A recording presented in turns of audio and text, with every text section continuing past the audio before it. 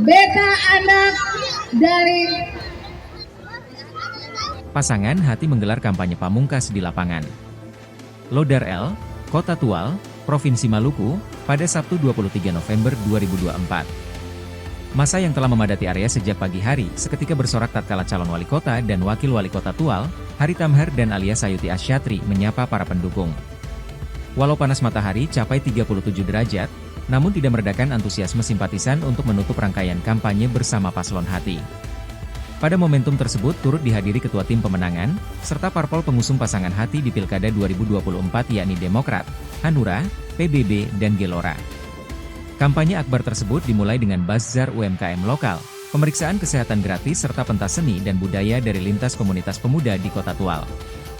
Dalam kesempatan tersebut, calon wakil wali kota Tual Alia Sayuti Asyatri mengatakan, beta ini orang kaya besar.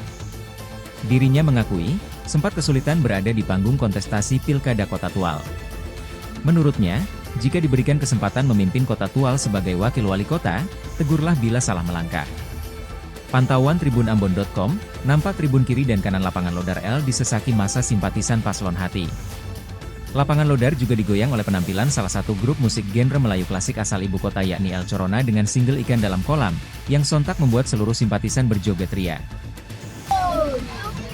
saya bangga menjadi perempuan gay.